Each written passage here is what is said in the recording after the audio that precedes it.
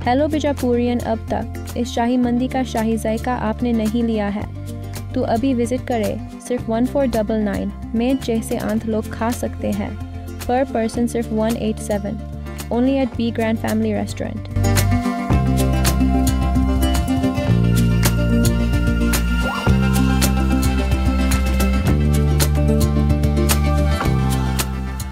मैं हूं आबिद हुसैन शेख, आपका खैर मकदम कर्नाटक एक्सप्रेस में।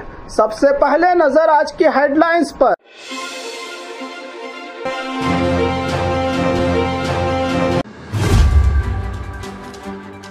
अब कर्नाटक में पेपर वाला स्टाम्प खत्म, डिजिटल ई स्टाम्प की शुरुआत। हॉस्पिटल में गुटखा और शराब लाने वालों पर भारी जुर्माना। हुबली में बड़ा हादसा टला, इंडिगो विमान सुरक्षित लैंड, 70 से ज्यादा यात्रियों की बचाई गई जान। परप्पन अग्रहार जेल में कैदियों की हड़ताल, बीड़ी सिगरेट रोकने पर हंगामा। मकाई खरीदी केंद्र खोलने की मांग पर किसानों का 18 दिनों से आंदोलन चल रहा खत्म। अयप्पा माला विवाद, कॉलेज में स्टूडेंट को गेट पास देकर बाहर निकाला, हंगामा बढ़ा। नए साल से पहले ड्रग्स पर पुलिस की कड़ी नजर, बेंगलुरु पुलिस का बड़ा अभियान शुरू।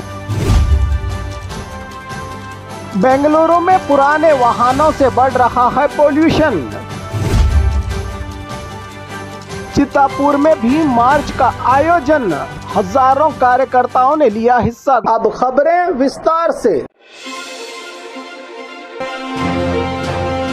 अब कर्नाटक में पेपर वाला स्टाम्प खत्म, डिजिटल ई स्टाम्प की शुरुआत। कर्नाटक सरकार ने पुराने कागज वाले स्टाम्प पेपर को गुड बाय कहने का फैसला किया है। अब राज्य में डिजिटल ई स्टाम्प लागू होगा। ये जानकारी रेवेन्यू मिनिस्टर कृष्ण बैरेगौड़ा ने बेंगलुरु में देते हुए कहा कि लोगों को पूरी तरह जानकारी होने तक दोनों स्टाम्प साथ साथ रहेंगे, लेकिन धीरे धीरे कागज वाला स्टाम्प बंद कर दिया जाएगा। सरकार का लक्ष्य है कि पूरा सिस्टम पूरी तरह पेपरलेस हो जाए। डिजिटल ई स्टाम्प की खास बातें, 2024 के अक्टूबर से डिजिटल स्टाम्प की शुरुआत तो हो चुकी है। हर डॉक्यूमेंट एग्रीमेंट को डिजिटल रूप में अपलोड करना होगा। डॉक्यूमेंट्स खो जाने का डर नहीं रहेगा क्योंकि सरकार उसका डिजिटल रिकॉर्ड अपने पास रखेगी। एक यूनिक नंबर और क्यूआर कोड के जरिए कभी भी आप एग्रीमेंट डाउनलोड या एक्सेस किया जा सकेगा। कर्नाटक स्टाम्प अमेंडमेंट एक्ट 2025 के तहत डिजिटल सिग्नेचर को भी कानूनी मान्यता दी गई है। मंत्री ने बताया कि पहले लोग पेपर वाले स्टाम्प खो देते थे और डॉक्यूमेंट्स मिलना मुश्किल होता था। अब डिजिटल रिकॉर्ड हमेशा मौजूद रहेगा। किसी भी समय कहीं से भी एक क्लिक में आपका एग्रीमेंट डाउनलोड किया जा सकता है। सरकार का कहना है कि आने वाले समय में सभी प्रकार के एग्रीमेंट सिर्फ डिजिटल रूप में ही बनाए जाएंगे।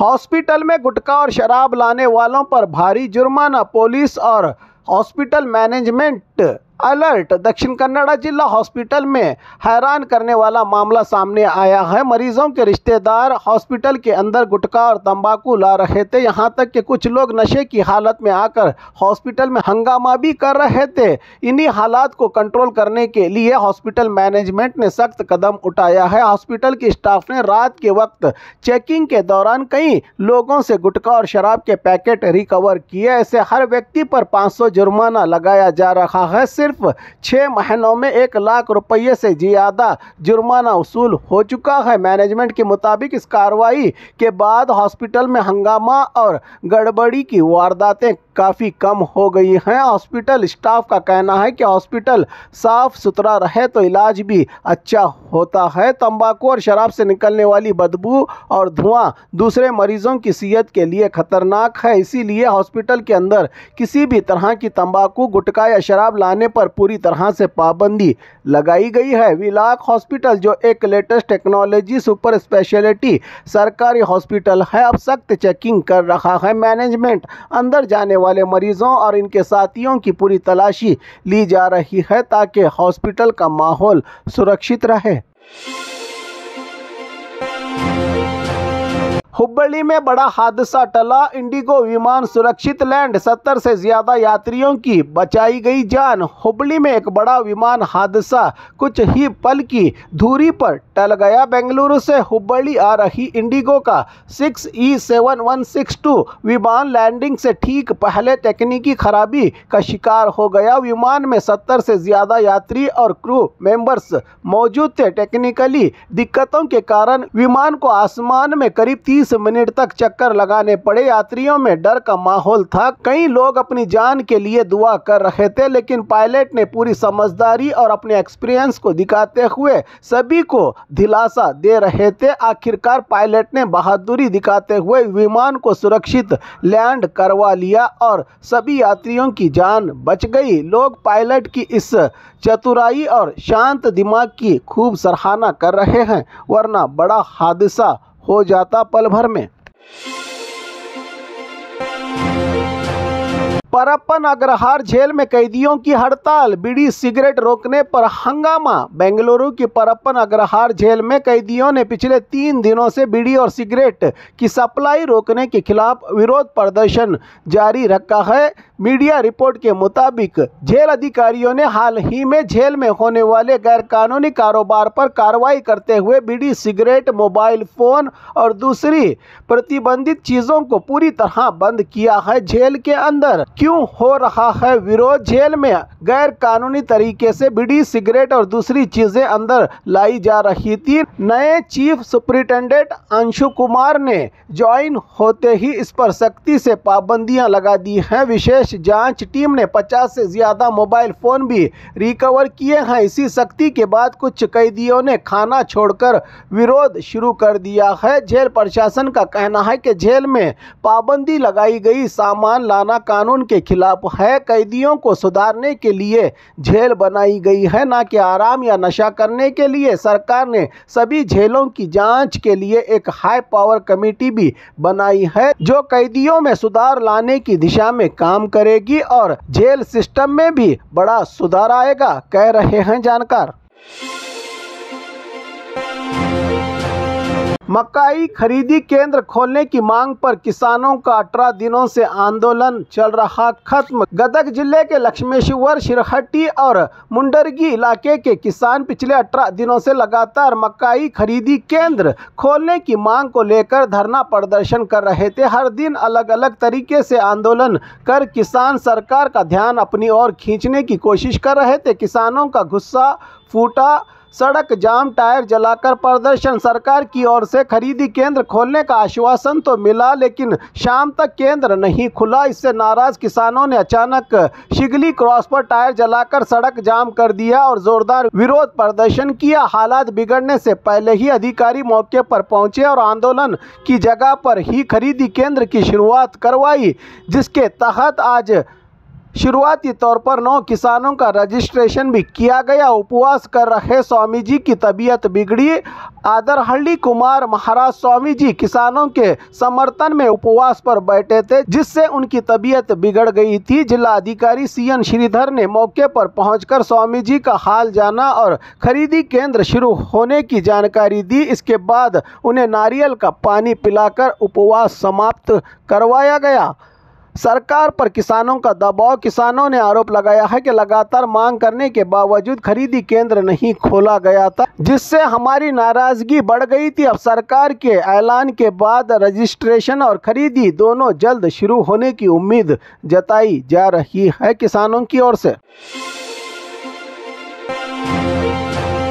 अय्यप्पा माला विवाद, कॉलेज में स्टूडेंट को गेट पास देकर बाहर निकाला, हंगामा बढ़ा। चिकमंगलुरु के एक प्रतिष्ठित MES कॉलेज में अय्यप्पा माला पहनकर आए PUC फर्स्ट ईयर स्टूडेंट को क्लास से बाहर कर दिया गया। प्रिंसिपल ने कहा कि यूनिफॉर्म के अलावा कुछ भी पहनने की अनुमति नहीं है, इसलिए स्टूडेंट को गेट पास देकर बाहर भेजा गया, लेकिन स्टूडेंट ने माला उतारने से इनकार कर दिया, जिसके बाद मामला और गर्म हो गया। स्टूडेंट अय्यप्पा स्वामी की माला और पारंपरिक पोशाक पहनकर कॉलेज आया था। प्रिंसिपल ने रूल्स का हवाला देकर यूनिफॉर्म में आओ, माला उतार कर ही क्लास में बैठ सकते हो, स्टूडेंट ने आरोप लगाया कि हमें जबरन क्लास से बाहर निकाला गया। हिंदू संगठनों का विरोध। ये जानकारी मिलते ही हिंदू संगठन और बीजेपी नेता कॉलेज पहुंचे और प्रिंसिपल के खिलाफ विरोध जताया। वाद विवाद के बाद स्टूडेंट को दोबारा क्लास में जाने दिया गया। प्रिंसिपल का कहना है कि पीयू बोर्ड के रूल्स के अनुसार यूनिफॉर्म कंपलसरी है। अंदर माला पहनने से हमें कोई समस्या नहीं, लेकिन यूनिफॉर्म के ऊपर कुछ भी पहनने की अनुमति नहीं है। कॉलेज मैनेजमेंट जल्द ही इस मामले पर अंतिम फैसला ले सकता है।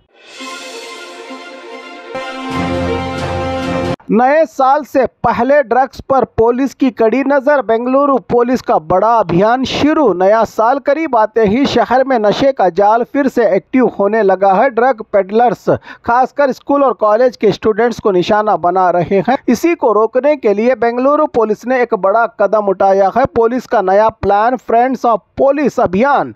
बेंगलुरु पुलिस ने आज शहर के 1250 से ज्यादा स्कूल कॉलेजों का दौरा किया। करीब 2,50,000 स्टूडेंट्स को ड्रग्स के खतरे, साइबर क्राइम और महिलाओं की सुरक्षा को लेकर जागरूक किया गया। पुलिस कमिश्नर ने खुद कई स्कूलों में जाकर स्टूडेंट्स को समझाया कि ड्रग्स से दूर रहें, सस्पेक्टेड लोगों की जानकारी तुरंत पुलिस को दें, सोशल मीडिया पर सावधान रहें। महिलाओं की सुरक्षा हर किसी की जिम्मेदारी है। क्यों जरूरत पड़ी इस अभियान की? पुलिस को नया साल आते ही पार्टियों का सीजन बढ़ता है। इसी दौरान ड्रग पेडलर्स युवाओं को आसानी से जाल में फंसाने की कोशिश करते हैं। इसे रोकने के लिए पुलिस ने बड़े पैमाने पर जागरूकता शुरू की है। तमाम शहरों में स्टूडेंट्स ने भी दिया मदद का भरोसा। कई स्टूडेंट्स ने कहा कि अब अगर कहीं ड्रग्स का उपयोग या इस्तेमाल बिक्री देखी तो वो तुरंत पुलिस को इसकी जानकारी देंगे।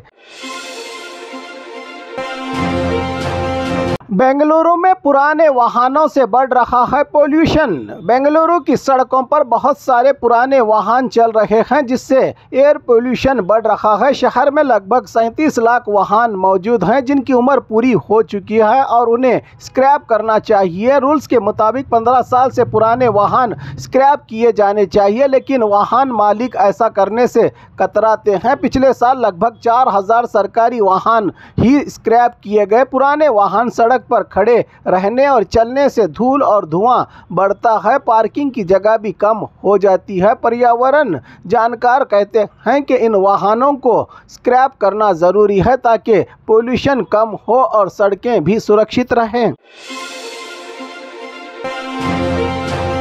चितापुर में भीम मार्च का आयोजन। हजारों कार्यकर्ताओं ने लिया हिस्सा। गुलबर्गा जिले के चितापुर में भीम मार्च कार्यक्रम आयोजित किया गया। इस कार्यक्रम में हजारों की संख्या में बौद्ध महासभा के कार्यकर्ताओं ने भाग लिया और फूलों की बरसात की गई। इनके स्वागत के लिए जनता की ओर से रूट मार्च लगभग 2 किलोमीटर लंबा था, जो चित्तावड़ी सर्कल से शुरू होकर Ambedkar circle, Basaveshwar circle, APMC मार्ग और बजाज कल्याण मंडप तक पहुंचा। ये मार्च आरएसएस के मार्च का जवाब माना जा रहा है। इसमें कई दलित संगठन और अन्य समुदाय के लोग भी शामिल हुए। कार्यक्रम का उद्देश्य समाज में एकता, बौद्ध विचार और अधिकारों के प्रति जागरूकता फैलाना बताया ऑर्गेनाइजर्स ने।